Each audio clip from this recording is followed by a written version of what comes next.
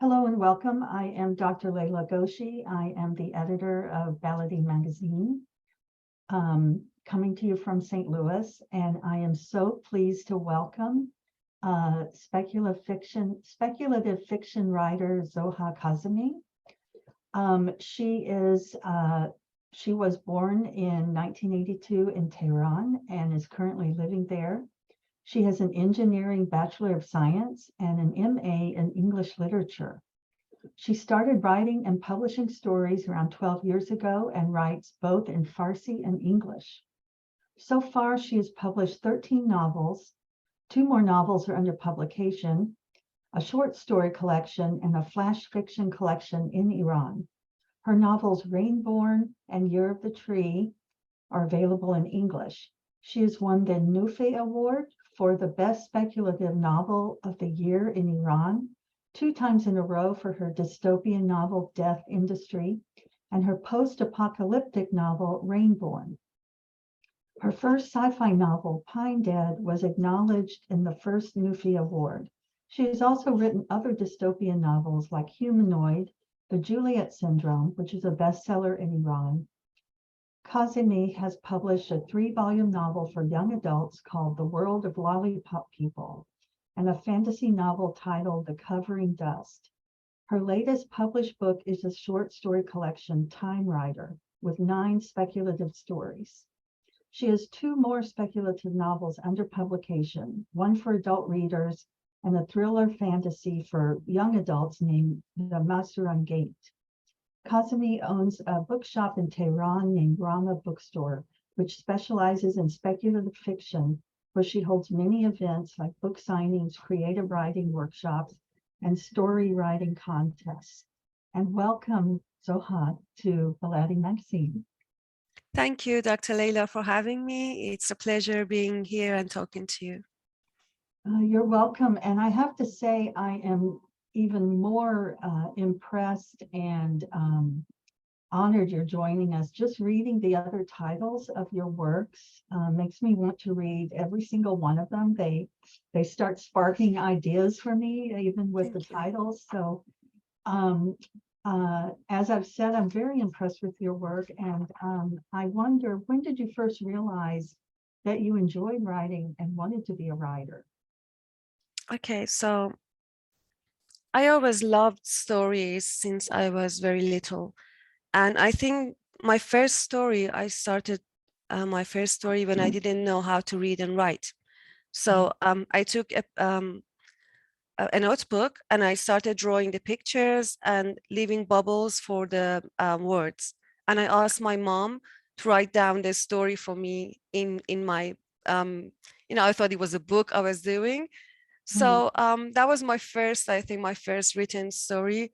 I just don't know why my mother never kept it. I guess she never thought I would become a writer. So, and I always loved reading. I always loved writing, but I never had the confidence until my daughter was born.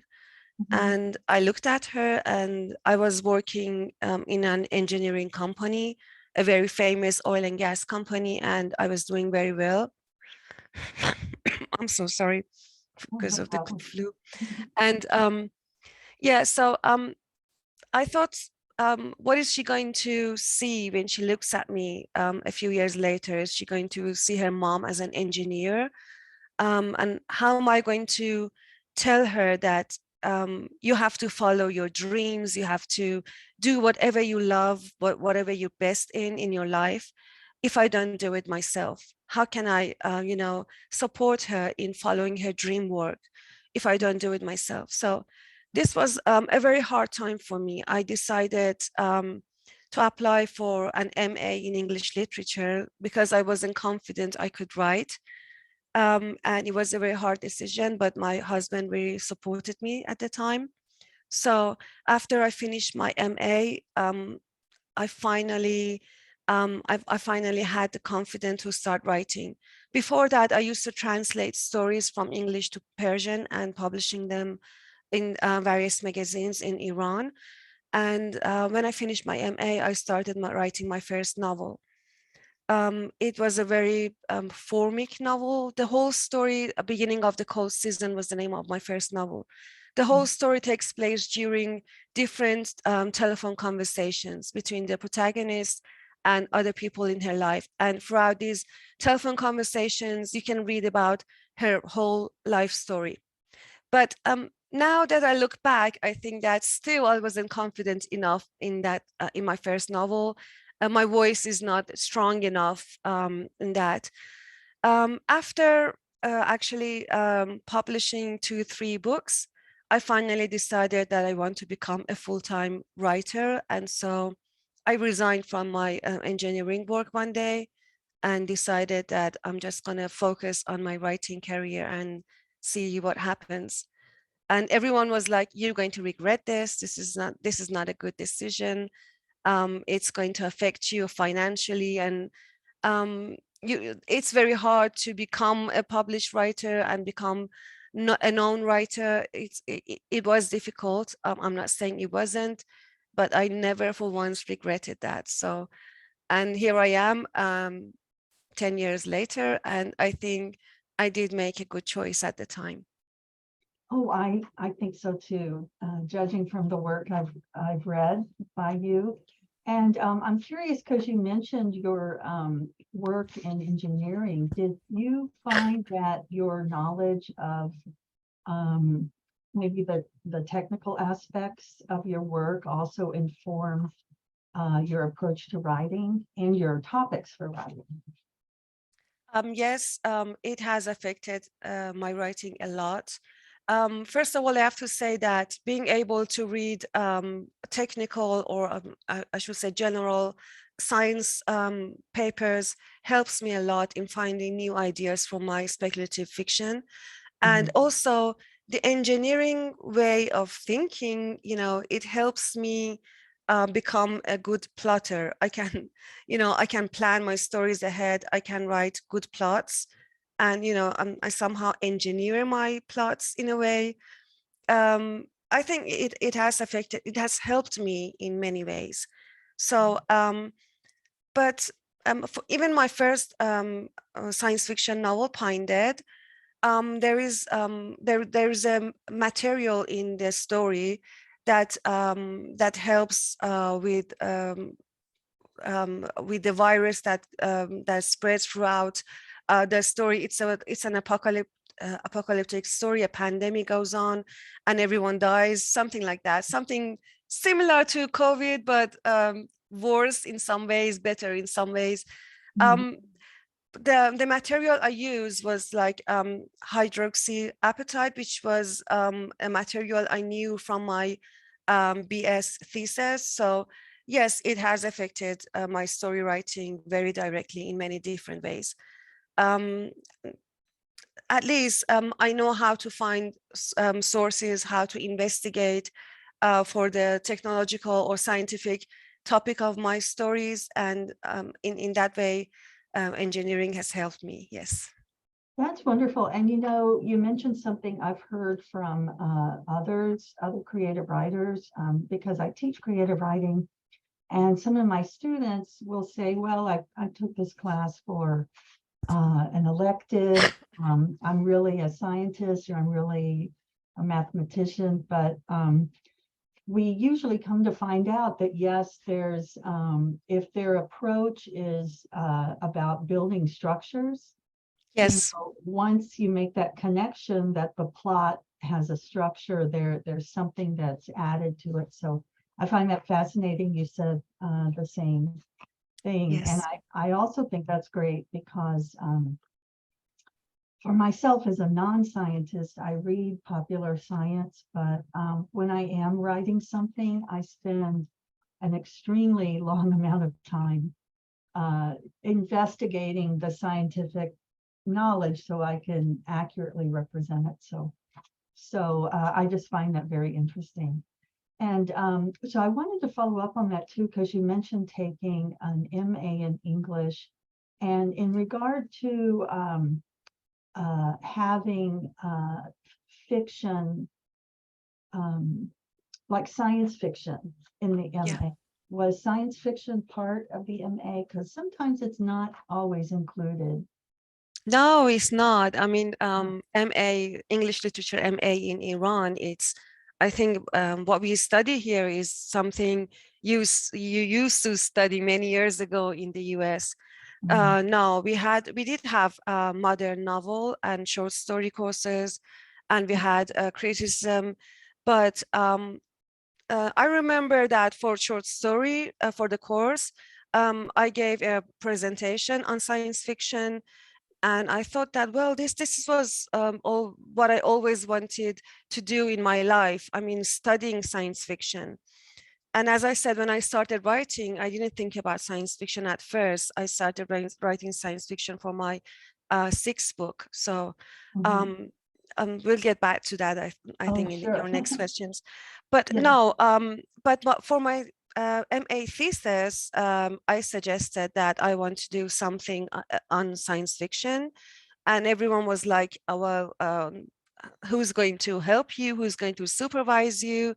And I had a very kind professor at the time.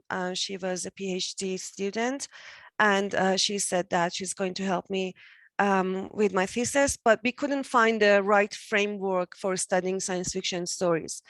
And they wouldn't accept like, Darko Savin and other science fiction theorists of the time, because nobody knew them, nobody understood their papers in here. So they said you had to choose between psychoanalysis or, feminism was out of the question because it's Iran and feminism is not accepted.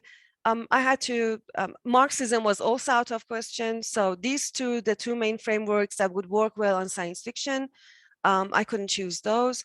I had to choose between reader response, psychoanalysis, and a few other frameworks. So I went with reader response. And what I did was a sort of a field study on science fiction stories, trying to see how readers can connect to their stories and understand the main frameworks of a science fiction story, what difference it has with other kind of stories they've read before, and how can they categorize the main elements of a science fiction story. The result of the MA thesis was really promising for me. I could see that, I had two classrooms, one MA students and one of BA students, and they, both classrooms, both groups of students loved the stories, and they were, just fascinated. And they thought that, how come we were never introduced to science fiction before, not like this? And it was from there that I started thinking about it. Why don't we have science fiction in Iran? Why, and how come our writers don't write science fiction? How can we, bring our readers and speculative fiction closer to each other? And I've been trying to do that ever since. I've devoted my life to doing this for the last 6-7 years. I find that fascinating. And your experience is not actually unique. There are, in many other higher education institutions too, science fiction isn't always the first choice, or in English literature, programs. They might be just like you said, maybe an additional course or an elective course. But I think the more we're looking into the future, the more this type of story is helpful. And so I admire what you did in terms of being a trailblazer. And I have to say too, reader response is my approach as well when I teach literature. I'm teaching a world literature course right now, and the best way to have students connect to any piece of writing is for them to recognize what are their personal connections to the text.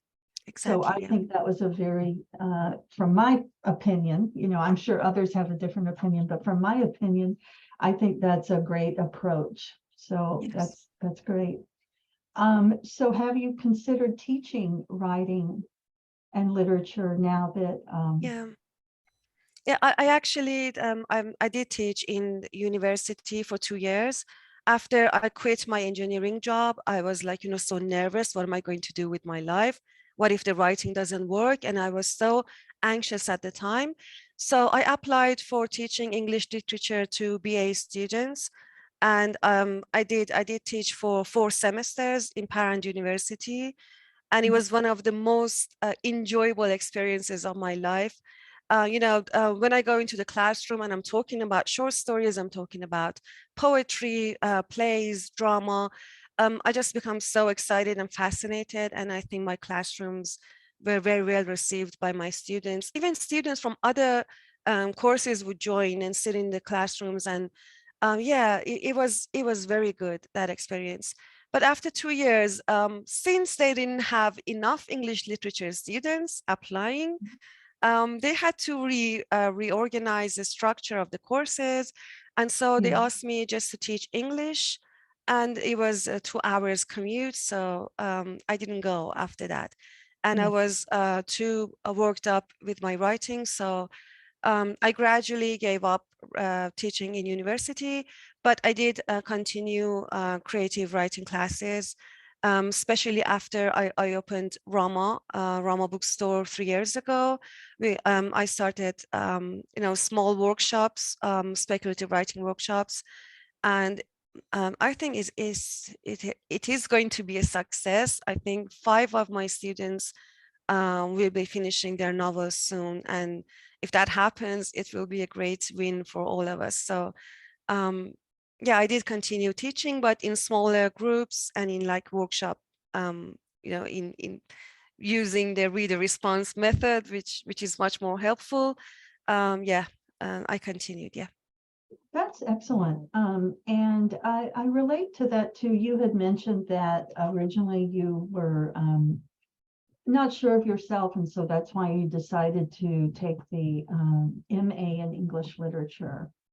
And I relate to that because I did something similar, but I also find that it's the informal or unofficial, workshops that can yield like even deeper results for writers because there's more potential for interaction. So that's fascinating. So you are a writer of novels and short stories, and Ballady Magazine recently published 2 of your short stories, which are excerpted from your short story collection, Timewriter. And can you tell us more about the concept for this collection? And I want to share an image here on the screen. Sorry. So here is Ballady Magazine, and here is Timewriter. Yes, this is the cover of Timewriter. The cover of Timewriter, and can you tell us the name in Farsi? The name in Farsi is Zaman Savar. Zaman means time, Savar means rider. So Zaman Savar means time rider. And I love this cover. I know from reading 2 of your short stories, there's a little bit of understanding of, what the stories contain. And I also commend the artist, Mahur Purgadim. Mahur Purgadim, right, yeah. Yeah, so that's wonderful. So can you tell us a little bit about the overall concept of Timewriter, and maybe any general themes that yes, you might talk about? So for Timewriter, originally I was going to publish 10 short stories, but I put one of them aside because it was a very older story, and I didn't like it as much as the rest. So the stories are mostly science fiction. The first one, Isolation, um, I think I shouldn't go into that much detail. Sure. Most of each one of the short stories has a unique world building. So some of them are, they are written in different subgenres. For example, the second story, Skinner, is about alien invasion. Aliens have come and taken over the earth, and we are we follow the main character as he is going to find the aliens and wants to surround himself and find out what's going on. And isolation is about when humans become even more isolated than we have experienced in COVID. For example, what happens if we become allergic to each other's DNAs and we cannot touch each other or be in the same room as each other? What happens then? What happens if we exclude human touch altogether? And for isolation, I'm actually thinking about writing a novel. The world building is much greater than what I have brought into the short story. So I'm planning on writing a novel based on isolation, but right now I haven't. I have written the plot and everything. I have worked on the structure, many details, but it's going to take some time before I start writing the novel. The third story is Timewriter, the short story Timewriter. It's a time traveler short story, and it's always my least favorite subgenre. And I always find many technical problems with time travel in all sorts of films and movies, in TV series and short stories. Time travel is very hard to get right. I mean, there's always some fault with the plot. I tried to overcome this problem in Timewriter. It's written in the form of 3 letters, a sort of love letters, but it takes us back to a very long time in history, 1500 years ago, and to the time that to the time of Arab invasion in Iran, and it goes again to the future and comes back to about 2030. So it's a very complicated story, and it was a very hard one to write at the time. But I was thinking about it for a long time, and when I finally wrote it, I was like, yes, I did it. And I finally wrote a time travel story, and for me, it was a personal success. The other stories, one of them is like a crime science fiction, crime dystopia, which is, I don't remember the name right now. I have a longer story in Timewriter, which is called Superstar. And my readers love this story. This is the most successful story of the collection, and it's about a superstar that it's a super writer, super producer, everything. And he's actually a great dictator that has put all the artists into sleep and is stealing their ideas to creating his own artwork. And he has taken over the whole world with his art, and he's the only one producing art anymore. And at the time I was writing this story, it was about 3 years ago, I think. I never thought how this could become true in a way. But now that I see that how AI art is taking over the world, and I'm like, well, this is like somehow a prediction of the AI art taking over our jobs, writing instead of the writers, drawing and making pictures and movies and everything. So yeah, this was another story. I have 2 feminist stories in this collection. The Blue Dusk takes place on Mars, and it is written in the form of stream of consciousness. The narrator is a woman, an Iranian woman, a very successful Iranian woman who's stuck on Mars, and he's all alone, and she's all alone on Mars, and everyone else in her crew has died. And she's thinking about what is she going to do, because there's not going to be any help on the way. The project has come to an end. And so I have mixed some modern Persian poetry with the text. It's one of my favorite stories of the collection. The other story, Bazdam, which is translated Exhale, That one is also a feminist story. It's about a woman being abused by her husband, and it happens on a space station. So that one has also a complicated form of writing, but I wrote that about 2 years ago. Um, I have other stories as well. The last story of the collection, it's about global warming and air pollution, and how people have to use oxygen masks all the time to walk around, and what happens if you run out of oxygen in the middle of the street. And it explores the theme of poverty in a way. So each of the stories, although they are written in different subgenres, different science fiction subgenres like alien invasion, a sort of space opera, or biopunk, or different subgenres, they explore different themes. For example, Timewriter is about love in a way. The story Skinner, that was about alien invasion, I think it's mostly about hope.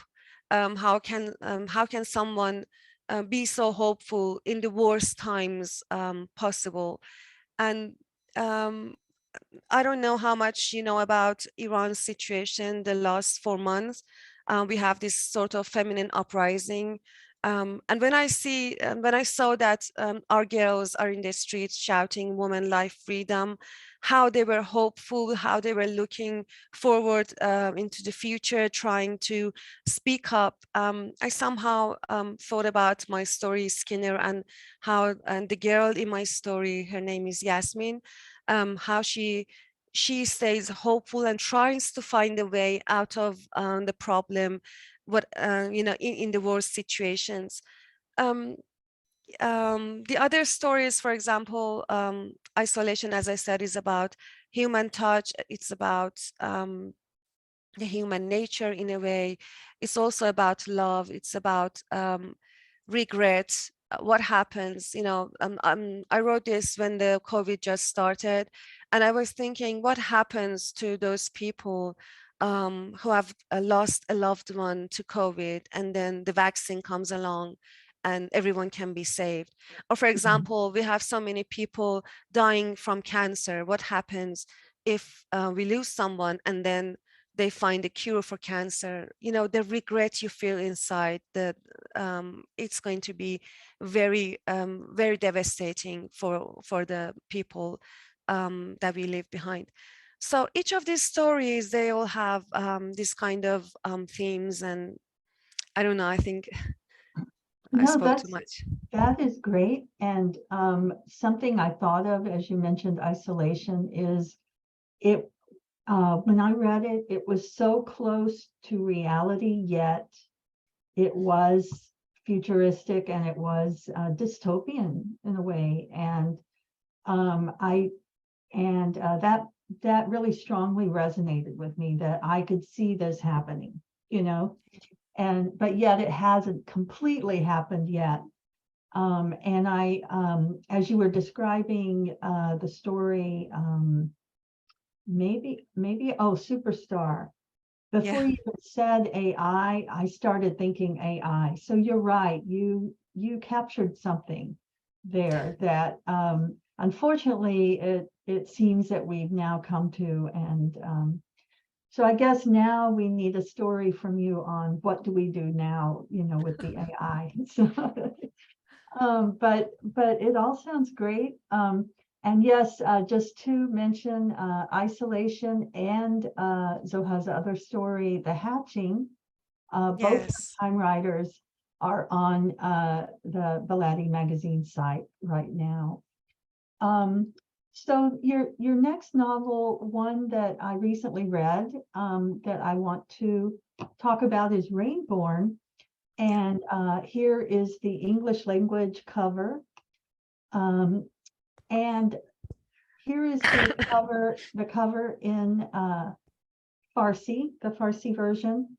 And can you tell me the name in Farsi? The name in Farsi is Baran Zad. Baran means rain, Zad means born. So Baran Zad means rainborn. Mhm.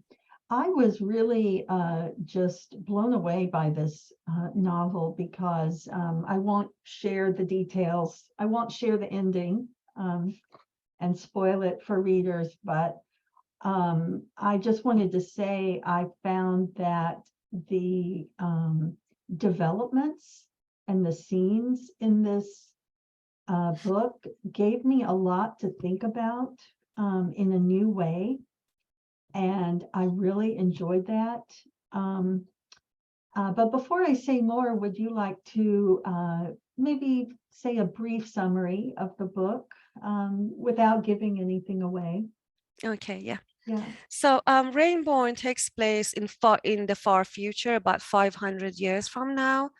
And it takes place after the global warming hits us, and the whole world becomes drowned in water. So the what happens that kills many people is not actually the rain, that the continuous rain or the drought.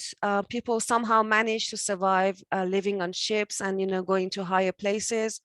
But when the rain suddenly stops and the sun comes up, there's going to be there will be a great fog. And this fog is going to be lots of saturated water into the air. So people who are breathing the air, they are actually taking in lots of water, and this makes them suffocate in the great fog. So this is how the framework of the world building. So Yeah. so Maybe once, maybe at another time, we can have a collection of readers read it and then come back and talk about it with spoilers, as they say. Was this a spoilers? It wasn't spoiling. No, that's not no, you did not give spoilers. I mean, we could have another session. Okay, another session. Of course. Where we just talk about this book with spoilers so that readers who haven't seen it or haven't read it yet can avoid it, because no, I'm just going to tell the beginning of the story. I'm not going to spoil it. Oh no, I understand. Actually, I didn't mean you were spoiling it at all. It just popped in it's my okay. head. It popped in my head that, oh gosh, I'm already thinking of some things I want to say, but I'm not going to say it right now. So everyone tune in next time. Yes, but so one thing I would like is to hear you read the first paragraph in both Farsi and in English. Okay, so this is my special edition book. It's got golden letters, so wonderful. Okay, I'm just going to read the first paragraph in English first and then the Farsi. The boatman, not fully awake, hears the laughter and shouting of children playing in the water at dawn, and the excited skirl of seagulls flying around the harbor to catch the silver fish shining on the surface of the sea. The boatman is used to hearing these sounds in his boat cabin and resists opening his eyes and stepping into another mundane morning. It is the beginning of the short dry season, and the weary mothers longing to catch another hour of sleep send their boys to swim around the harbor. This year, the refugee children of the southern ships have joined the boys and girls of the Oxen Island. Every morning, they step out of their makeshift sheds of the floating Oxen Harbor, swim around the island wall in the filthy ooze of the water to get to the clearer area of the main harbor, where they feel safer playing around the boats. They have disturbed boatman's sleep, who is tired of the long journey he had. He opens his eyes in the full darkness of his boat cabin. His passengers had spent the night on the island. They had arrived last evening before sundown, before the Oxen gates had closed. They did ask him to join them, but the boatman was not sure if he could fall asleep on land. He is used to the mild motion of the sea that gently puts him to sleep like a cradle.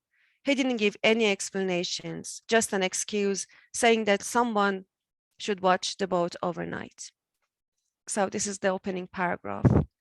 Beautiful, lovely. Okay. Sorry Would if you I like to didn't. read it in Farsi for our Yes. listeners? So this is the cover for the second edition of the book.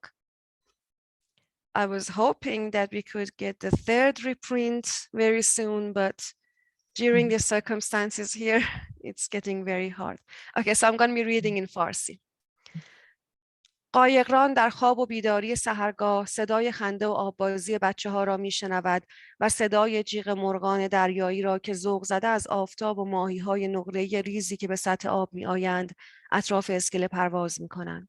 قایقران به پیچیدن این صداها در کابین کوچک قایقش عادت دارد و نمیگذارد قهقهه بچه‌ها و قارقار بلند مرغان دریایی پیش از موعد بیدار شدنش او را از اعماق خواب به سطح زندگی روزانه بازگردانند. اوایل فصل آفتاب است و مادران خسته برای ساعتی خواب بیشتر پسر بچه‌ها را صبح زود به آبترین در اطراف اسکله تشویق می‌کنند. تعدادشان امسال از سالهای قبل بیشتر است. فقط بچه‌های جزیره آکسان نیستند. بچه‌های آواره شده کشتی‌های جنوبی هم به آنها اضافه شده‌اند. هر صبح از کپرهای کثیف و در هم اسکله معلق خودشان را به آب لجنوار می‌اندازند. دور تا دور دیوار جزیره آکسان را شنا می‌کنند تا برای بازی به اسکله برسند. آب اطراف اسکله زلالتر است و در کنار قایق‌ها امنیت بیشتری احساس می‌کنند. اما سر و صدای آنها خواب قایقران خسته از سفر را به هم می‌ریزد. در تاریکی کامل کابین کوچک چشم باز می‌کند. مسافران قایق دیشب را در آکسان گذراندند. قبل از غروب رسیده بودند. هنوز دروازه‌های جزیره آکسان بسته نشده بود. مسافران به او هم اصرار کرده بودند همراهشان به آکسان بیاید و شب را در خشکی بخوابد، اما قایقران می‌ترسید شب روی خشکی خوابش نبرد. به تکان‌های ملایم و گاه شدید دریا عادت داشت و نمی‌دانست چطور باید بیرون از ننوی نوازشگر دریا خوابید. اینها را به مسافرانش نگفته بود. فقط گفته بود بهتر است یک نفر در شب مراقب قایق باشد. Sorry. Thank you so much. I'm very honored that you did that you read your work Thank you. on here, and it makes me want to learn Farsi as well. So Thank maybe you. someday. But thank you so much. So I wanted to ask, so what are some, in regard to your creative community around your bookstore, what are some other interests that readers come in and ask for? Is there is there a growing number of science fiction and speculative books in Farsi? Yes, in the last few years, in the last 7-8 years, we've had more and more writers writing in speculative fiction, mostly in fantasy and in horror, but very few in science fiction. But from my experience in Rama Bookstore, because it's, I'm so sorry, it is specialized in speculative fiction. We only have sci-fi, fantasy, horror, and also we have crime and detective stories and thrillers, but we don't have romance stories or mainstream stories. We don't have poetry, anything else, just speculative fiction and crime. So we have young adult books and adult books, not many children's stories, and we have all sorts of readers coming to our bookshop. The diversity is great. I mean, we have people from different religious backgrounds, girls that come in with chador, girls that don't have a hijab. We have also we have girls, boys. We have young readers. We have you know, mature readers. All sorts of people come to the bookshop, and everyone finds something that they like. My experience from Iranian speculative fiction is that they love it. And when they read it, they come for more. What happens is that they can somehow relate to Iranian speculative fiction much better than Western speculative fiction. They can find their own problems, their own language, their own names, the settings that are more familiar to the Iranian readers. They can see all of this in our own Persian science fiction and horror stories, and they always want more. But we don't have that many writers, not too many, and we can't get, we can't give them enough stories to read. So this is one of the problems we have.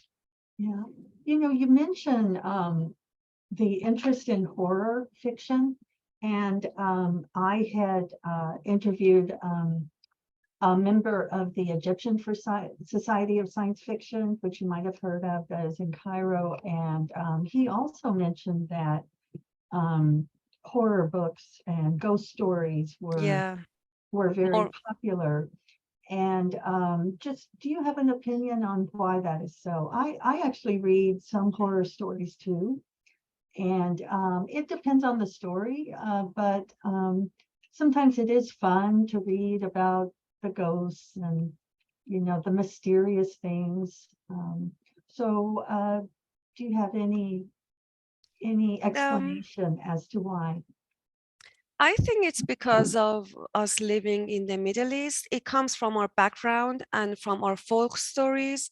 The stories that our grandparents used to tell us, the oral stories that went on back to back, like local stories of genes, what is gen in English? Yes. And these are all part of our culture. I mean, when we sit around together, these are the stories that come up, and we have them. We have a lot of horror stories, fantasy and horror stories, since ever, I think. The most famous one is 1001 Nights. So you see there are lots of ifrits and jinns and ghosts and demons and all sorts of Iranian or Arabic, or they're all mixed up now. So this comes from our background in a way, and we have so many horrifying things happening in the Middle East all the time. So in a way, we like to read them in a safer place than somehow experiencing them in life. Yeah. So perhaps this is one other reason that we want to, yeah. And it's fun. Horror stories can be very fun, and they can be, Iranian horror stories become so local. They become so understandable for the Iranian readers, so relatable in a way. The language of these stories, the horror stories, I think it's very hard to translate them into English even. Some of them have very complicated language in Farsi. They have different dialects from different regions of the country. And the atmosphere of such stories, they're just fascinating. It's relatable and fascinating in a way. So yeah, no, that makes sense. And actually, the writer Stephen King, I don't know if you know who he is. yes, of course. Yeah, he's written an article where he said he thinks there's a psychological reason that horror can be helpful psychologically for someone to experience that fear without actually having it happen in reality. So it's a fascinating side of it as well. So I just, in regard to that, what would you like our English-speaking audience to know about sci-fi fantasy, the community in Tehran and broader across the country? Yes, we have been working very hard to establish this community throughout the recent years. We've done a lot trying to write in this genre, trying to promote speculative fiction however we could, trying to raise new, train new authors to write in this genre, and as we mentioned, I even opened a bookshop that is, it's just specialized in speculative fiction. Um, as all other writers, we want to be read, we want to be heard. We have things to say in our stories. We would like readers to recognize us and to read our stories and see how science fiction, how Iranian science fiction is shaping up. We want to get feedback from other readers from outside of Iran and to see how we are doing in respect to the global international speculative fiction that is being written all over the world. But it is very hard for us to get out of Iran because we are all independent writers and we don't have any support from the government. We work with independent publishers and we can't find agents that could represent our work and present them to publishers outside of Iran. Persian language is a very, it's not a very known language. We don't have many translators that are able to translate from Persian to English or other languages. And it is too risky for any publisher to want to, spend all that money for translation and publication. Since there is no way to evaluate our work in Iran, how can you say my book is good enough to be translated and published outside when there's no one no one's read it, no one has evaluated it. We don't have any sort of competitions or we don't have any critical reviews on our books. So it is very, very hard for us to get out and to be seen and to be heard. And I thank you again, Dr. Gushi, for this chance because perhaps this is one way of introducing Iranian science fiction to the world. And I promise you, if you could read Iranian horror stories, Iranian fantasy, Iranian science fiction, we have some very, very good books, exciting, with deep themes and beautiful characters, and you're going to love them. And the taste of Iran, a taste of Iranian culture, Middle Eastern culture, it's I think it's got a unique taste to itself. But we just need it to be seen in a way and be heard. And that's what I find most fascinating that I noticed in the two stories and Rainborn, which I've read, is the really it's subtle but noticeable, the cultural references and even the environmental references like earthquakes and names of mountains and things that really help us understand we are in not only are we in a different world because it's speculative, but that different world is rooted in other cultural things and mythologies. And so I just can't wait to read more, really, especially of your work, of course. And so we talked before the video, we talked about how your engineering degree helps inform your work. And do you still find that you have to do research for certain topics, either whether it's historical research or scientific research? Of course, each story needs its own references. I'm not going to talk about the novels that takes a lot of research. Even one short story requires a lot of research. For example, for Timewriter, I had to read through lots of historical eras to find the suitable one for my story. And then I had to study further and read about that era and see what happened, to know the names, to know each of the battles, to know the landscape of that time. So yes, each story requires a lot of research. For my just give you an idea, for the Juliet Syndrome, it's that book is a sort of biopunk dystopia. And it happens in a future where people in Tehran can no longer reproduce and they can no longer fall in love. So love becomes something, a package that you have to spend a lot of money to buy from big companies that are ruling the town at the time. So for that book, I read about 15 books about the biochemistry of love in the body and about psychology of love. And most of the books were, I didn't like them, but I had to read them. I had to take notes, and I had to interview a doctor about it, to see what happens if the hormones in the body are not developed on time, and how can this, all the medical facts of the book. I had to talk with a specialist to see if I'm getting it right or not, and then I gave her the book afterwards to read it and see if the details, the technical details are right or not. So yes, each book requires a lot and lot of research. So, and it's fun, really. Yeah. It's not that hard.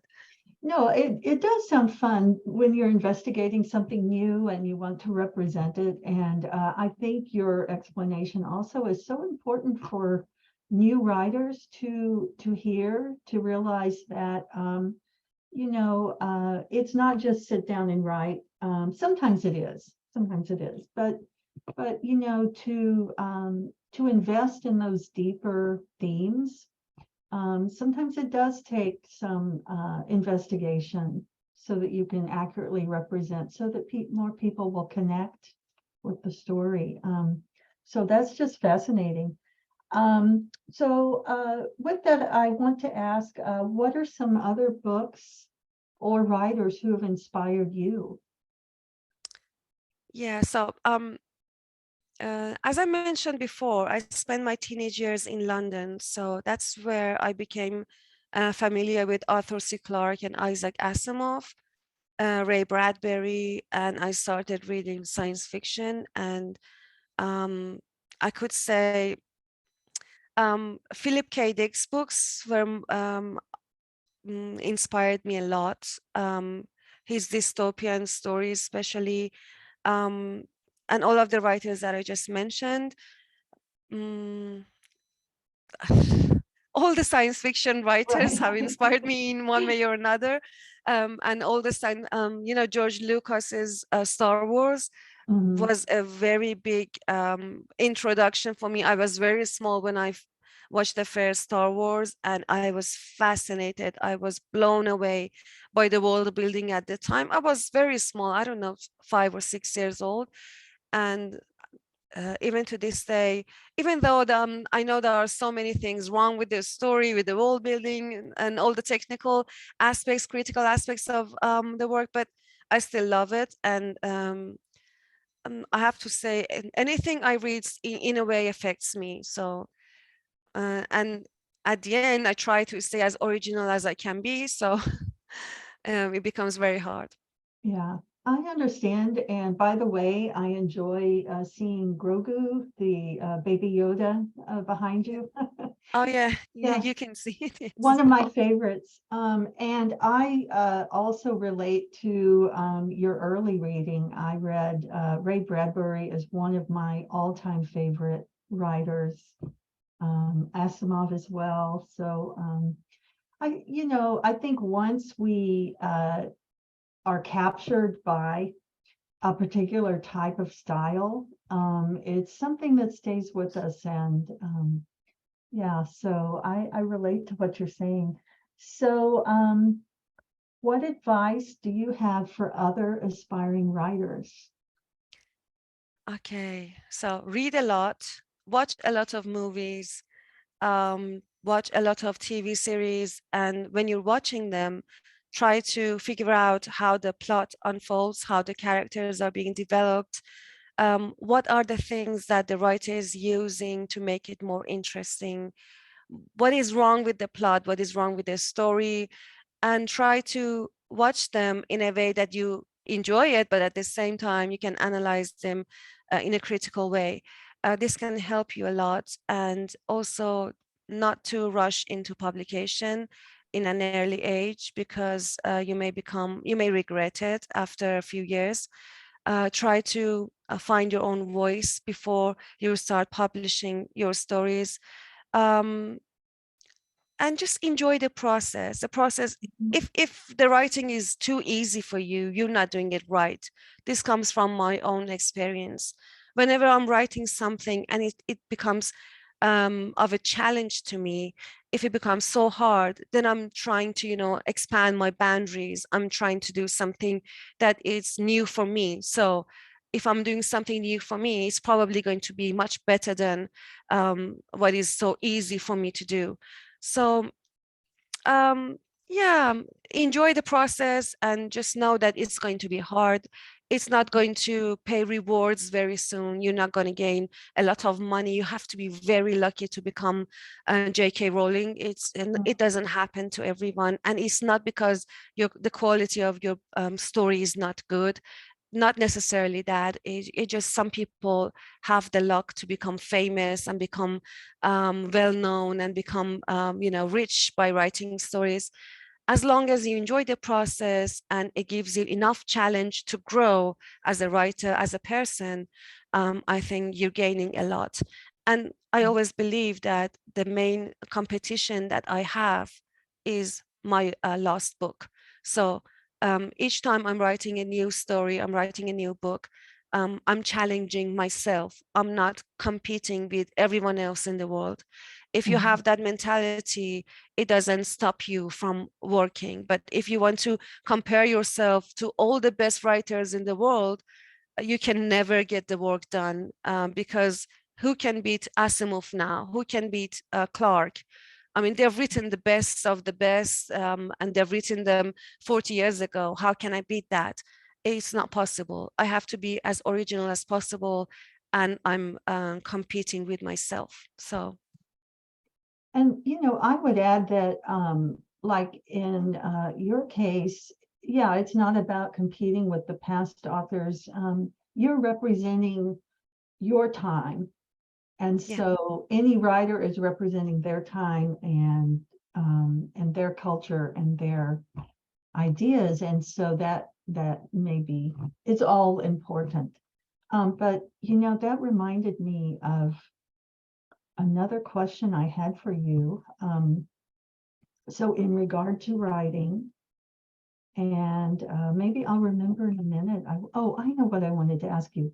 Do you, when you're writing your rough drafts, do you have readers for feedback? Do you, like you said, you sent a draft to the doctor to read for details, but do you have a set of fellow writers where you exchange work? Yes, of course. Mhm. It's very important who you're giving your book to read the first draft, because if there are, co-workers or colleagues, other students, other people, people might be jealous of you. They might give you wrong feedback. They might discourage you, give you negative thoughts. They try to do anything to stop you from writing. But if you have a group of friends that you really trust, and you accept their criticism, their feedback is going to be very, very helpful. I usually have about 10 people who read my stories before I give them to the publisher. But I divide them into two groups. The first group is only 3 people that I really, really trust: my husband, one of my close friends, and another writer friend that I really trust. These 3 people read the first draft and they give me some feedbacks, and I rewrite the book again, or edit it again, because they usually find some big plot holes in the story. So I have to do this part, and then I give it to about 6 or 7 other people to read this story. What happens is that I summarize the feedbacks and see which of the feedbacks are common between all of the readers. If one of them says, I didn't like this, and this is just that person saying that, it could be something personal for him. So the reader response really works Exactly. here. Yeah, I use that technique a lot. So I try to, if all 7 of them or 5 of them point to something, even if I don't agree with them, I'm going to do that edit, because if 5 out of 7 says this, there's something wrong with that part of the story. So I'm going to reconsider it and change it if possible. And usually, if I get very scattered feedbacks, then I change the group to another group and see perhaps the people, there's something wrong. Maybe they're not feeling well, maybe they don't have the energy at the moment. So yeah, you should have about 10 to 15 people around you that you can trust. But be sure to trust them, because I've seen lots and lots of discouragement, and the discouragements were, they were devastating and they were wrong and I'm just so glad I never listened to some of them, because after the story was published, for example, one of the things that I just talked about, the superstar, and I told you it was the most successful story of Timewriter. One of my close friends told me not to put this story in the collection. He said it's not relevant, it's not good enough, it's the worst story in the collection. If I were you, I would just, take this out. And I gave it to 5 more people to read, and they all said, yeah, we liked Superstar. It is different from the other stories, but it's good. It has something. And when the book was published, it was the most favorite story of. So you should know who you're giving their story to, who's reading their story. And yeah, it's challenging. And And trust your it's the instinct. hardest part, when you're waiting for the first feedbacks. I mean, the I become so anxious, I become so nervous, and I'm just looking at my phone all the time. When are they going to call me back on the book? It's the hardest time when someone is reading the book for the first time and you have no idea what you've done. One minute you're thinking that, wow, this was a masterpiece. And the next minute you're thinking this was rubbish. I should just delete the whole story. I mean, you're just swinging in the thoughts, Yeah. the anxiousness. So this is part of the process. So Yeah, and I relate. I once had someone tell me to start all over with an essay, like it was all wrong, just start over. And my instincts told me that wasn't true. So I sent it to an editor, and that editor accepted it for publication. So it really is, I think, trust your instincts sometimes. And like you said, get a wide variety. And I'm so glad you did. So now I can't wait to read Superstar. So in English. yeah, I Um, have to translate it. I'll try to do it as soon as possible. Yeah. Yeah, great. So, and you've mentioned new projects. So, my last question is, what are some new projects you're working on for this year? What are your goals for this year? Yeah, so last year I've written a young adult thriller fantasy, as you mentioned, the Mehrzan Gate, and it's ready for publication. But because of the situation we have in here and the dollar price is going up every day, they can't fix the book price, so they're probably gonna publish it in 6 months time. I have also another book that I wrote this. I'm so sorry. No, That I that's wrote last summer, and I think it's my best book so far. It's a dystopian. It's a dystopian novel, but it has a serial killer in it, so it's a sort of crime dystopian novel, and it was a very hard one for me to write. But unfortunately, I'm not going to be able to publish it in Iran because we have to get permission from the Ministry of Culture and something in here, and they censor the books any way they want.